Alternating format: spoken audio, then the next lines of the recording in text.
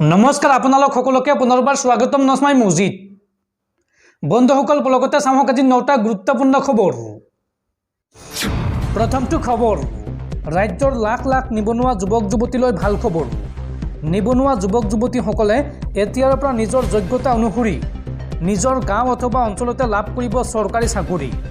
এই বৃহৎ ঘোষণা মুখ্যমন্ত্ৰী ডক্টৰ হিমন্ত বিশ্ব শৰ্মাৰ। ৰাজ্যৰ লাখ লাখ নিবনুৱা যুৱক যুৱতীলৈ ডাঙৰ খবৰ। ৰাজ্যৰ লাখ লাখ নিবনুৱা যুৱক যুৱতীলৈ ভাল খবৰ দিলে মুখ্যমন্ত্ৰীয়ে। নিবনুৱা যুৱক যুৱতীসকললৈ নতুন সিদ্ধান্ত আনিলে মুখ্যমন্ত্ৰীয়ে।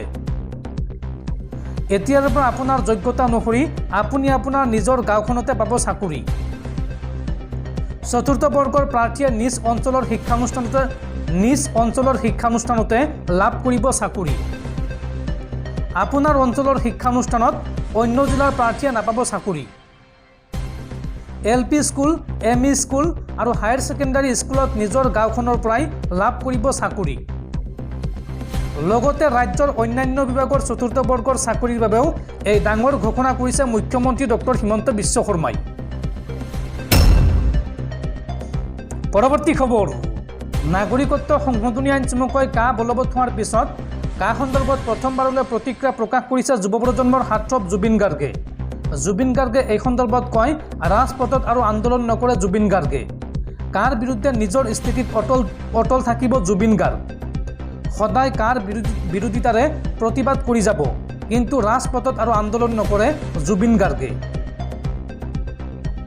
কাক লৈ পুনৰ জুবিন গাৰ্গৰ ডাঙৰ মন্তব্য।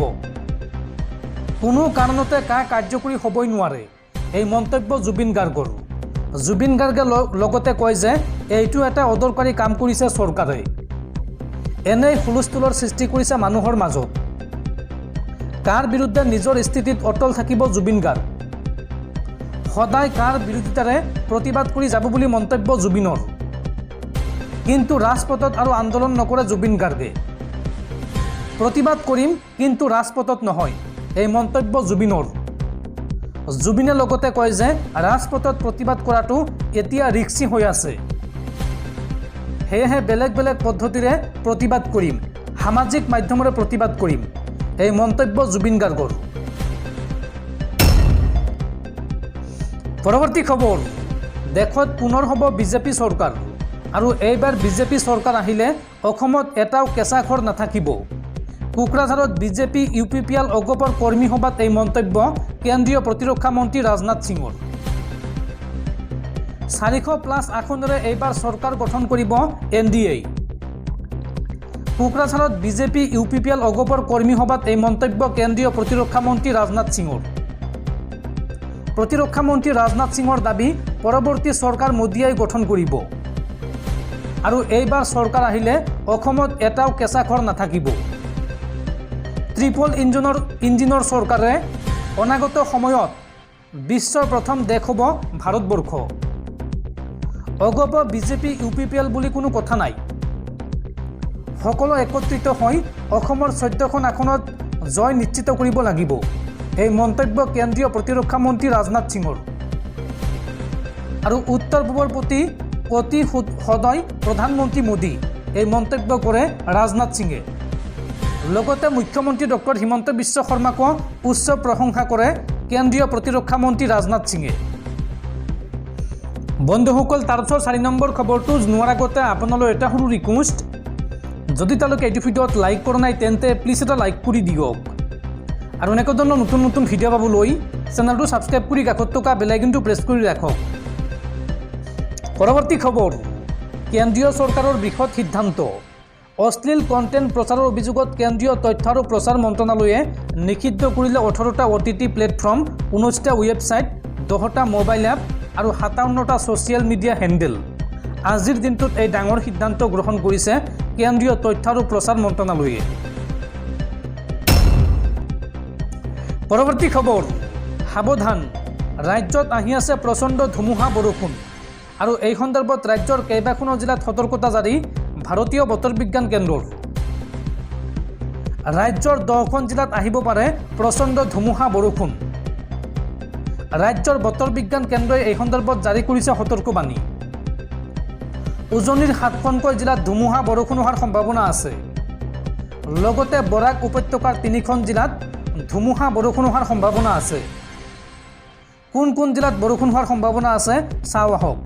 তিনিচুকীয়া, লখিমপুৰ, ধেমাজিত বৰষুণৰ সম্ভাৱনা আছে। লগতে যোৰহাট, চৰাইদেউ আৰু শিৱসাগৰতো সতৰ্কতা জাৰি কৰা হৈছে। ইপিনে কৰিমগঞ্জ, হাইলাকান্দি আৰু কাছাৰতো হাই এলাৰ্ট জাৰি বতৰ বিজ্ঞান কেন্দ্ৰৰ। পৰৱৰ্তী খবৰ, কাৰ বিৰোধিতা কৰাৰ বাবেই দিল্লীৰ মুখ্যমন্ত্ৰী অৰবিন্দ কেজৰিৱালৰ বাসগৃহ ঘেৰাও। কাৰ বিৰোধিতা কৰাৰ বাবে পাকিস্তানৰ হিন্দু শৰণাৰ্থীয়ে ঘেৰাও কৰে দিল্লীৰ মুখ্যমন্ত্ৰী অৰবিন্দ কেজৰিৱালৰ বাসগৃহ। কাৰ বিৰোধিতা কৰাৰ বাবেই কেজৰিৱালৰ বাসগৃহ ঘেৰাও। কাৰ বিৰোধিতা কৰাৰ বাবে পাকিস্তানৰ হিন্দু শৰণাৰ্থীয়ে ঘেৰাও কৰে দিল্লীৰ মুখ্যমন্ত্ৰী অৰবিন্দ কেজৰিৱালৰ বাসগৃহ। কাৰ বিৰোধিতাৰে সংবাদমেল সম্বোধনৰ পিছতেই অৰবিন্দ কেজৰিৱালৰ বাসগৃহ ঘেৰাও কৰে শ শ শৰণাৰ্থীয়ে। কাৰ ফলত দেশ অসুৰক্ষিত হ'ব বুলি মন্তব্য কৰিছিল অৰবিন্দ কেজৰিৱালে। লগতে মন্তব্য কৰি কৈছিল, ঘৰৰ সন্মুখত পাকিস্তানীয়ে ঘৰ নিৰ্মাণ কৰিলে মানি ল'বনে বুলি প্ৰশ্ন কৰিছিল দিল্লীৰ মুখ্যমন্ত্ৰীগৰাকীয়ে। আৰু তাৰ পিছতে কাৰ বিৰোধিতা কৰাৰ বাবে দিল্লীৰ মুখ্যমন্ত্ৰী অৰবিন্দ কেজৰিৱালৰ বাসগৃহ ঘেৰাও কৰিছে শ শ পাকিস্তানী শৰণাৰ্থীয়ে। পৰৱৰ্তী খবৰ, গাঁৱৰ পথ নিৰ্মাণক লৈ মুখ্যমন্ত্ৰী ডক্টৰ হিমন্ত বিশ্ব শৰ্মাৰ ডাঙৰ ঘোষণা। এতিয়াৰ পৰা গাঁৱৰ ৰাইজে ৰাস্তা নিৰ্মাণ কৰিবলৈ চৰকাৰক অনলাইন যোগে কৰিব পাৰিব আবেদন। মন্ত্ৰী এম এল এৰ পিছে পিছে ঘূৰি ফুৰিব নালাগে। এই সন্দৰ্ভত অসম চৰকাৰে অতি শীঘ্ৰে মুকলি কৰিব এটা বিশেষ পৰ্টেল। এই পৰ্টেলৰ জৰিয়তে কৰিব পাৰিব অনলাইন আবেদন। গাঁৱৰ পথ নিৰ্মাণক লৈ মুখ্যমন্ত্ৰী হিমন্ত বিশ্ব শৰ্মাৰ ডাঙৰ ঘোষণা। এতিয়াৰ পৰা গাঁওবাসীয়ে পোনপটীয়াকৈ কৰিব পাৰিব অনলাইন আবেদন। ৰাজ্য চৰকাৰে এই সন্দৰ্ভত মুকলি কৰিব এটা বিশেষ পৰ্টেল। অনলাইনত আপুনি আবেদন কৰিব পাৰিব আপোনাৰ গাঁৱৰ পথ নিৰ্মাণৰ বাবে। স্থানীয় বিধায়ক আৰু সাংসদক জনোৱাৰ আৱশ্যক নাই এই কামৰ বাবে। 250 ঘৰ মানুহ থাকিলে সেই গাঁৱত পথ নিৰ্মাণ হ'বই। এই ডাঙৰ ঘোষণা মুখ্যমন্ত্ৰীৰ। আৰু শীঘ্ৰে ৰাজ্যত চৰকাৰে এই ব্যৱস্থা কাৰ্যকৰী কৰিব। পৰৱৰ্তী খবৰ, মোদী চৰকাৰৰ কৃষক বিৰোধী নীতিৰ বিৰুদ্ধে প্ৰতিবাদ হাজাৰ হাজাৰ কৃষকৰ। দাবী পূৰণ নহ'লে এই আন্দোলন তীব্ৰ হোৱাৰ হুংকাৰ প্ৰতিবাদী কৃষকৰ। বিদ্ৰোহী কৃষকৰ বজ্ৰ গৰ্জনত কঁপি উঠিল দিল্লীৰ ৰামলীলা ময়দান। মোদী চৰকাৰৰ কৃষক বিৰোধী নীতিৰ বিৰুদ্ধে ৰামলীলা ময়দানত সাব্যস্ত হ'ল তীব্ৰ প্ৰতিবাদ।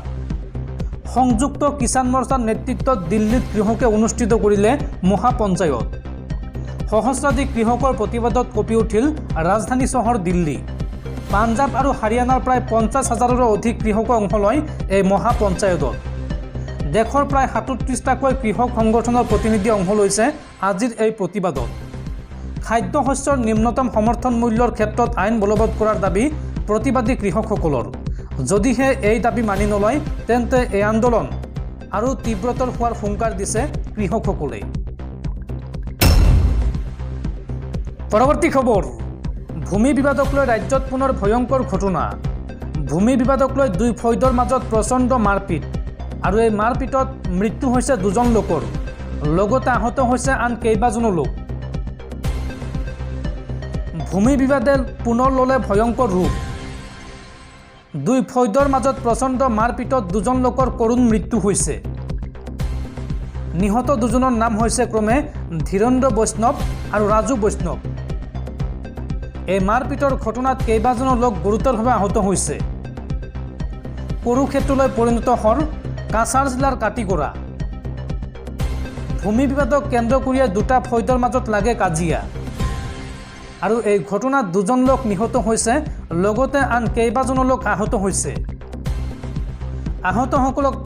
আহতসকলক সংকটজনক অৱস্থাত হাস্পতালত ভৰ্তি কৰোৱা হৈছে। কাটিগড়াৰ খেলমা গাঁৱত সংঘটিত হৈছে এই ভয়ংকৰ ঘটনা।